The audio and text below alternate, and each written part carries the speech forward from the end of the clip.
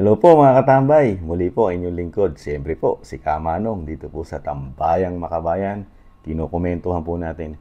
Ito po mga katambay, putok na putok po ito sa social media, sa malalaking giant media po ng ating bansa ay talagang pinag-uusapan po ang isa pong sinasabing isang problema ng bansa na talagang hinuhuli na po yata di umano mga katambay at may warrant of arrest. Kaya lang, meron po isang magaling na abogado mga katambay na talagang kinukundi na po ang ginawa po nilang sinasabing paghain o tinatawag na warrant of arrest mga katambay. Pakinggan po natin ang isang magaling na abogado dito po sa balita ng isa pong kapartner mo sa balita at serbisyo mga katambay.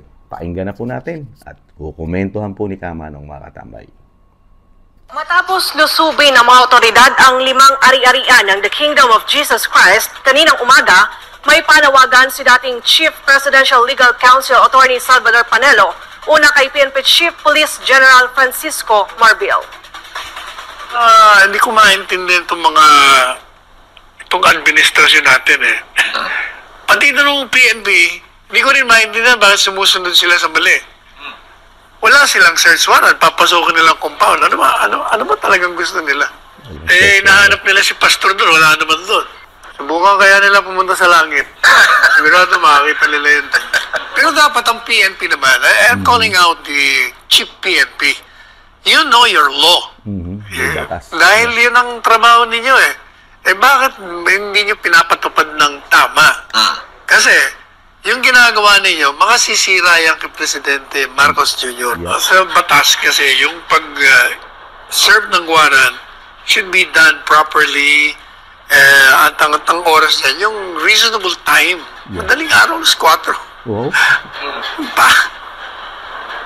Unless na merong criminal activity, pwede yan. Pero nagdarasal, maayos naman. Correct. Walang Willing na papasukin, attorney, kung dumaan sa tamang dati na nga nilang ginawa yan eh. Bakit binabago nila yung kanilang proseso? Binatikos ni Attorney Panelo ang ginawang hakbang ng gobyerno. Anya, overacting daw ito dahil para bang pupunta sila ng gyera. Samantala, nanawagan naman si Attorney Panelo kay Pangulong Bongbong Marcos na tugunan ang nangyari kanina sa KOJC Properties. Yan po mga katambay. Tama po yun eh. Dahil nga po si Attorney Panelo isang magaling na abogado, di ba? excuse me po mga katambay. Kung batas, kasi po batas po ang pinaiiral po ng kapulisan. Dahil doon po sa sinasabing kailangan po nilang kunin o arestuhin ang Pastor Kibuloy mga katambay. Kaya lang po, nalaman ng isang magaling na abogado na si Sal Panelo mga katambay na wala man lang kadala-dala na sinasabing galing po sa korte na warrant of arrest mga katambay. At ang isa pang mabigat mga katambay, ayon kay Attorney Sal Panelo, yung oras na pag-aresto di umano dito sa pastor, alas 4 na madaling araw mga katambay. Yun daw po di umano, ayon kay Sal Panelo, ay hindi na ayon sa batas na parang yung arestuhin mo susugod ka sa isang giyera at isang krimen, mga katambay. Kaya po, nananawagan din po ang magaling na abogado na si Attorney Sal Panelo, mga katambay, na aksyonan po agad ng ating Pangulo dahil ito po ay makakasira po sa ating Commander-in-Chief.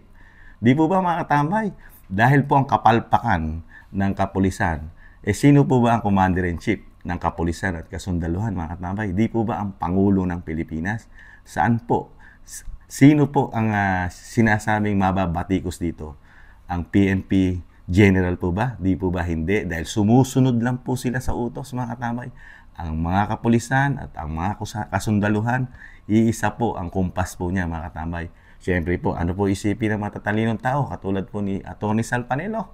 Di po ba? Dahil maalam sa batas, ang susundin po nila ay yung nasa taas na sinasabing Commander-in-Chief. Di po mga katambay? Ano na po kaya ang nangyayari sa ating sinasabing mga batas na talagang pinatutupad po? Ito po yung batas at ito po yung binalangkas at talagang pinag-aralang mabuti ng ating mga matatalinong abogado na naging batas at hindi yata sinusunod ng sinasabing katulad po nito, mga kapulisan po natin. At ito po galing ito sa mga, hindi po basta-basta mga katambay na susundin po ito ng mga pangkaraniwang kapulisan. Kung hindi rin po ito manggagaling una sa general, di ba? Kay PNP Chief, General Marbil. And also, hindi natin alam mga katambay, nagtatanong lang din po si Kamano. Sino po kaya nag-utos kay General mga katambay na arestuhin mo, puntahan mo sa Davao. At sinasabi pa ng balita, na noong mga time na yon na, pasukin nila na walang warrant of arrest. Sa kasalukuyan, mga nagdadasal, mga katambay. At willing naman po ang samahan o grupo ng Pastor Kibuloy na sila'y papasukin. Kaya lang, ang question po mga katambay, bakit po nila ginagawa ng madaling araw na hindi sumasang-ayon sa batas? Kaya po sa nakikita po ni Kamanong, dahil may magagaling na abogado, siyempre po, ang isang pastor, may mga magagaling na abogado, kaya po, maiipit po rito. Maiipit po ang gobyerno natin, mga katambay. Napupuntusan po sila na ito po, di umano, mga katambay, di umano. Napupuntusan po sila na isa po itong parte ng pamumulitika. Dahil alam naman po natin, di umano, mga katambay, di ba, na si Pastor Kibuloy ay isang masugid din po na talagang sumusuporta sa mga Duterte. Di ba mga katambay? Ano po nangyayari ngayon sa mga Duterte, mga katambay? Lagyan lang po natin ng logic. Ano po? Masyadong pinupolitika po ngayon ang mga Duterte. Di po ba? May umuugong pa po ngayon, mga nakarang araw. Di ba? Na-vlog na natin. Ano po umuugong mga katambay? Plano rin daw, di umano, na tanggalin, suspindihin ang alkalde ng Davao. Sino po ba ang alkalde ng Davao, mga tambay? Isa rin pong Duterte. Di po ba, mga tambay? Kaya po nakakalungkot po. Dahil napakaaga po. Dahil yung sinasabi po, di ba? Unity team, inumpisahan nila kay BP Sara. Nagalit ang ama dahil walang mapatunayan na mga anomalya ang anak. Sila ang binanatan. Maraming nabunyag. Di ba? Naalaman natin mga ordinaryong Pilipino, lalo si Kamanong, na meron po palang mga extraordinary ang mga mambabatas. At meron mga sobra-sobra di umano mga confidential fund. At meron isang damukal di umano na travel fund. Natuklasan po ni dating Pangulong Duterte yan at Miss Sasos Rogandos. Kaya nga po dyan na nag-uumpisa halos 2 taon na mga katambay na talagang binabakbakan ang mga Duterte kasama na ang Kibuloy at meron pang mga general at congressman, mga katambay. Di ba? Ibalik na natin. Isang congressman din na nawala sa pwesto, na-relieve o talagang sinasabi nila di umano, bulong-bulong sinipa. Nagtatago pa yata mga katambay at na-aresto na rin po sa bansang pinuntahan niya. At mga ilang panahon, linggo, araw, uuwi na rin po ng Pilipinas mga katambay. At yung isa pang general na talagang, pinulitik na rin daw po mga katambay. Yung sinasabi, naglinis po ng droga sa kulungan, di ba? Si General Bantag. Nagtatago rin po dahil ayon po sa, haka-haka, di umano, bali-balita, na hindi rin daw po magkakaroon ng fair justice ang general. Kaya mas nanaisin niya pang magtago. Dahil dito raw po, di umano, sa ating bagong Pilipinas government, ay napakahirap daw po, di umano, kumuha ng fair justice. Dahil po, nakita niyo naman po, pumupunta, nag-high ng warrant of arrest, na wala namang warrant of arrest. Nanguhuli. Paano tayo makakuha ng fair justice niya, mga katamay? Aarestuhin ka, wala malang dalang warrant of arrest. Ang aaresto sa'yo, barel. Yun, ang pinaka-warrant of arrest po yata, mga katambay, barel.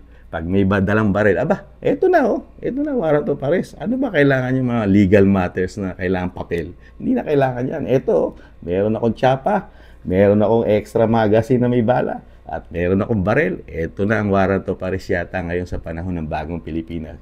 Nagtatanong lang po si Kamanong. Hindi po ako nagbibintang.